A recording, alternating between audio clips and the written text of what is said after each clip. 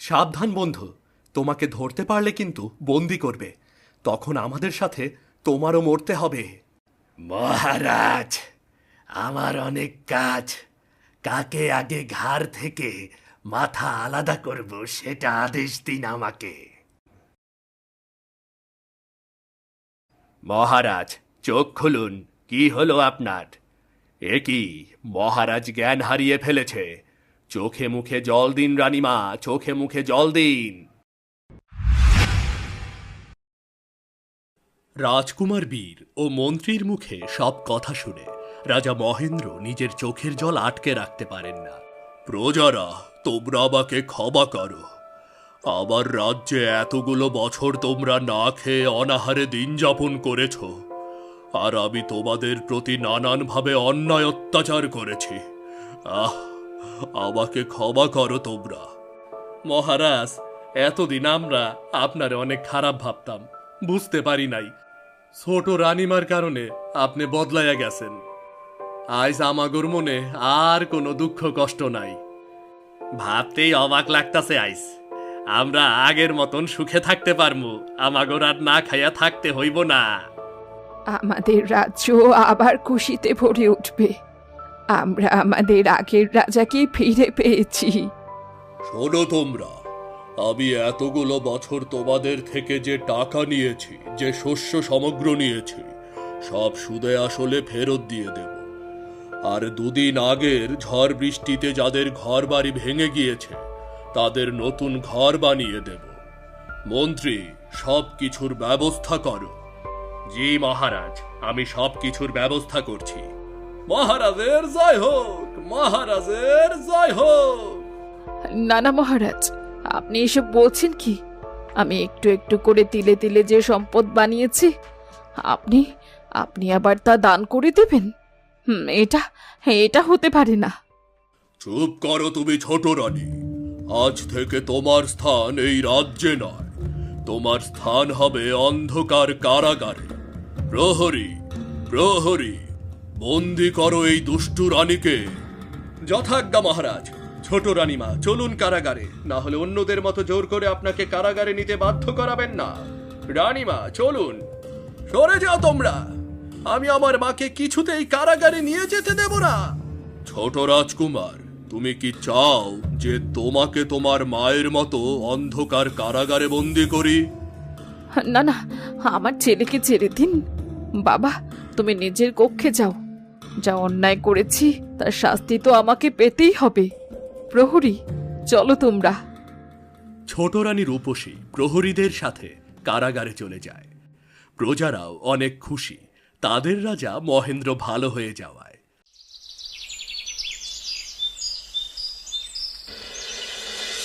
দাসী, আমার ঘরের লক্ষ্মী এসেছে। যুবরানীকে তার কক্ষে নিয়ে যাও। খেয়াল রেখো, যুবরানীর যেন কখনো কোনো কিছুতে কষ্ট না হয়। আর দাসীলতা, আজ থেকে তুমি দাসী নও, তুমি হলে আমার পরম আত্মীয়, আমার বড় রাজকুমারের পালিত মা। আজ থেকে তোমাকেও সেবা করবেন দাস দাসীরা। কিন্তু মহারাজ, আমরা এসব চাই না। মা, তুমি চুপ করো দেখি। চলো, আমি তোমাকে তোমার কক্ষে দিয়ে আসি। এরপর আমি আর বাবা মিলে পুরো রাজ্য ঘুরে দেখব কোনো প্রজা কষ্টে আছে কিনা। তোমার চিন্তা ভাবনা দেখে আমি মুগ্ধ হলাম বড় রাজকুমার। তোমাদের সবাইকে একত্রে দেখে বড় শান্তি পেলাম। দুষ্টুরা শাস্তি পেয়েছে তাদের, আর আজ থেকে রাজকুমারের ভাগ্য পরিবর্তন হয়ে গেল। তুই ঠিকই বলেছিস ময়না। মা চলো, তুমি থাকবে আমাদের পাশের কক্ষে। বীর লতাকে তার কক্ষে নিয়ে যায়, আর দাসীরা মুক্তাকে তার কক্ষে নিয়ে যায়। এরপর রাজা ও রাজকুমার বীর ময়নাকে নিয়ে রাজ্য ভ্রমণে যায়। এই তো সুযোগ। মানুষের রূপ নিয়ে আমাকে আগে রাজপ্রাসাদে ঢুকতে হবে, আর এরপর রাজকুমারকে আমার জালে ফেলে তাকে বিবাহ করে সারা জীবন রাজকুমারের বউ হয়ে থেকে যাব। আর রাজকুমারের বউকে রাজ্য ছাড়া করব যে কোনো উপায়। বাঁচাও, কি কোথায় আছো? বাঁচাও, আমি মরে গেলাম। বাবা, কেউ ঝর্ণার জলে মনে হচ্ছে ডুবে যাচ্ছে, আমাদের তাকে বাঁচানো উচিত। তুমি ঠিকই বলেছ বড় রাজকুমার, দেখো তুমি তাকে বাঁচাতে পারো নাকি।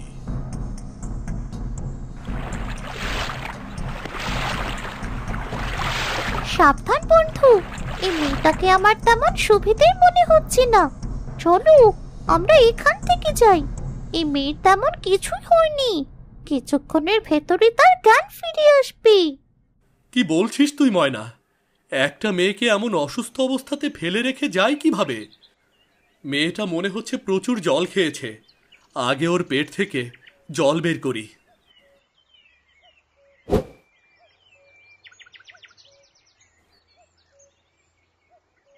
আমি কে?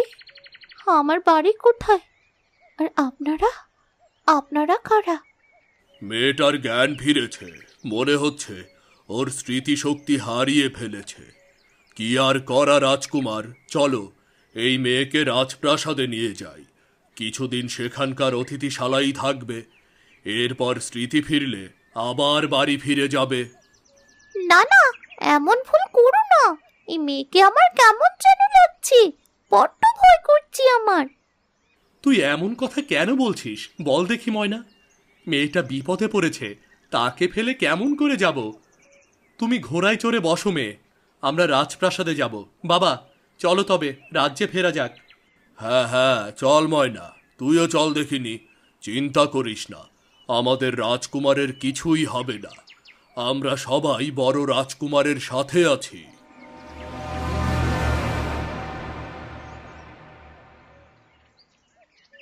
ছোট রাজকুমার, কিছু মুখে দিন, আপনার মা শুনলে যে কষ্ট পাবে। খেয়ে নিন, আপনাকে যে আমাকেই দেখে রাখতে হবে। আমি কিছুই খাবো না, এখান থেকে সব পরিষ্কার করে চলে যাও তোমরা। আমি আমার মাকে কারাগার থেকে মুক্ত দেখতে চাই।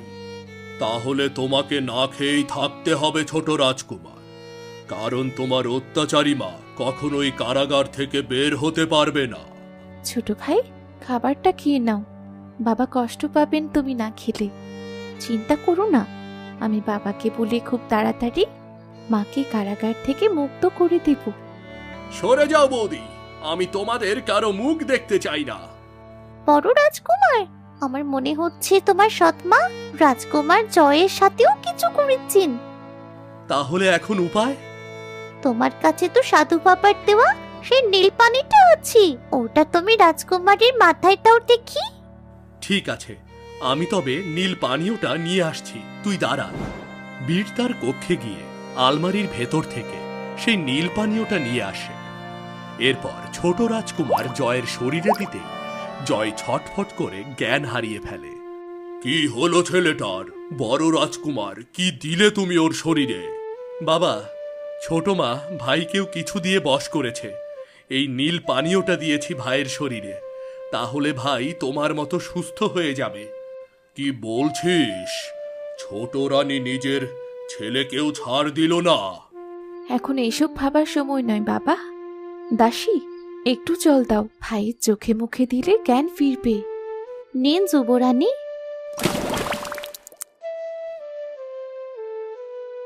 বাবা, আমার কি হয়েছিল? উনারা কারা?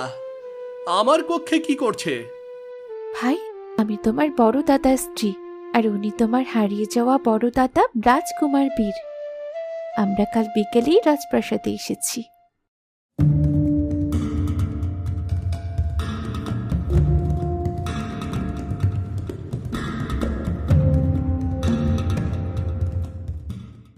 আমাকেও ছাড়লো না?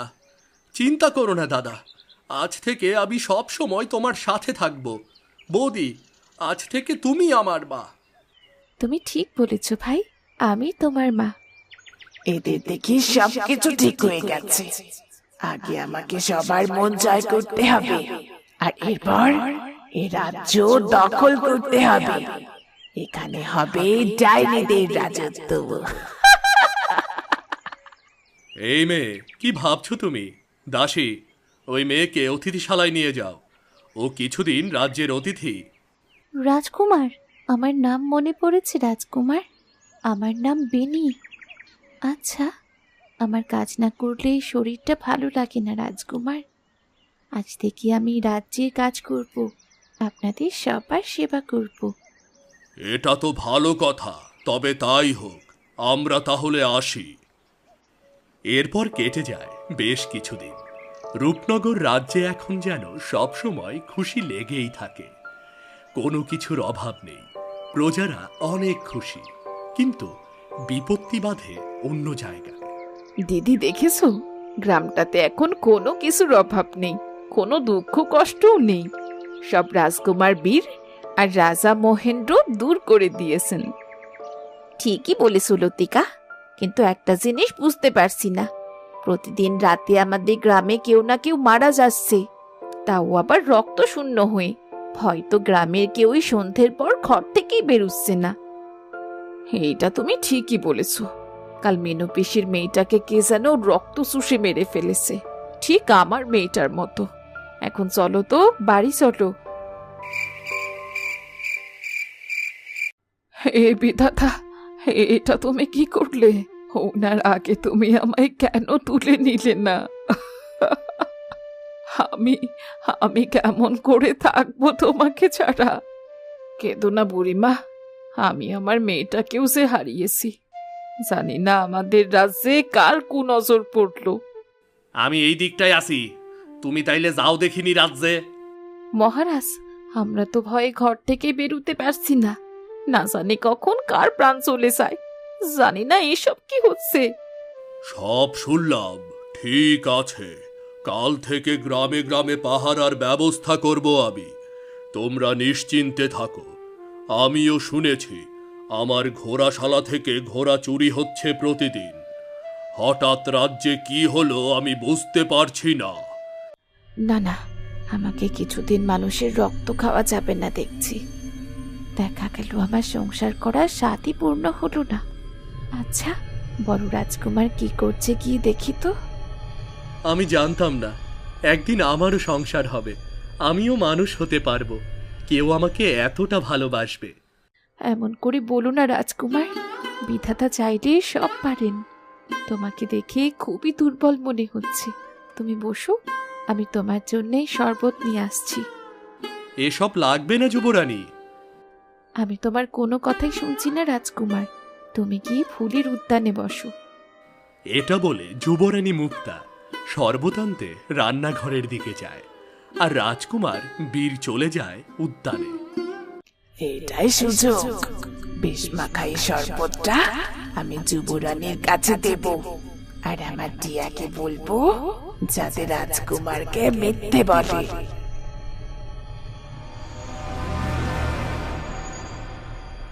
এ কি যুবরানী, আপনি রান্নার কক্ষে যাচ্ছেন? কিছু প্রয়োজন হলে আমাকে বলুন, একটু শরবত বানানোর জন্য যাচ্ছিলাম আর কি। এত দাসদাসী থাকতে আপনি কেন কাজ করবেন যুবরানী? আমার কাছে শরবত আছে, আপনি বরং এটা নিয়ে রাজকুমারীর কাছে যান। তোমাকে ধন্যবাদ মেয়ে, কেমন সব দিকে তোমার নজর। আমি গেলাম তবে।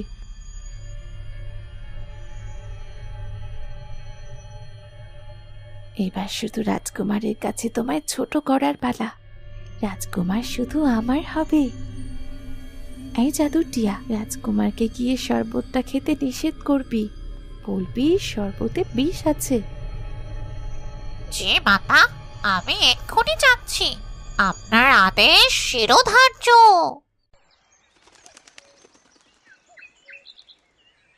ক্ষমা করবেন রাজকুমার, এই শরবতটা আপনি খাবেন না। কে রে তুই? রাজকুমারকে শরবত খেতে কেন নিষেধ করছিস? এই শরবতের ভেতর বিষ আছে ময়না, তাই তো আমি এখানে ছুটে এলাম। যুবরানী মুক্তা রাজকুমারকে মারতে চায়, আর এর জন্যই শরবতে বিষ দিয়েছে। আমি নিজের কানেই শুনেছি এসব কথা। রাজকুমার, এই টিয়ে মিথ্যে বলছি। যুবরানী তোমায় কতটা ভালোবাসে তা তো তুমি জানো রাজকুমার। সত্যিই কি এই শরবতে বিষ আছে? যুবরানী, তুমি শেষে আমাকে মারতে চেয়েছো? বিশ্বাস করো রাজকুমার, টিয়ে পাখি সব মিথ্যে বলছে। এই শরবতটা আমাকে বিনি দিয়েছে, আর আমি আপনাকে। আমি বিনিকে ডেকে আনছি। শোনো বিনি, এই শরবত তুমি যুবরানীর কাছে দিয়েছ? জি বড় রাজকুমার, যুবরানী শরবত চাইলে আমি এটা যুবরানীকে দিয়েছিলাম। তাহলে এই শরবতে বিষ কেমন করে আসলো? বিশ্বাস করুন বড় রাজকুমার, আমি কিচ্ছু জানি না। আমি আমি তো কেবল ভালো মনে করে শরবতটা যুবরানীকে দিয়েছি। ঠিক আছে, তুমি যাও তাহলে। বড় রাজকুমার, এটা যুবরানী করেছে। আপনার যদি বিশ্বাস না হয় তাহলে এই শরবত আমি খেয়ে দেখাচ্ছি। এই বলে সেই টিয়া পাখি সেই শরবতটা খেয়ে নেয়। সাথে সাথেই টিয়া পাখি সেখানেই মারা যায়। ছি যুবরানী, ছি, তোমাকে বিশ্বাস করেছিলাম, তার প্রতিদান এভাবে দিলে? এই তোমার ভালোবাসা? আমাকে মারতে চাও তুমি? আরে, তুমি আমার জীবনটা চাইলে তো আমি তোমাকে এমনিতেও দিয়ে দিতাম।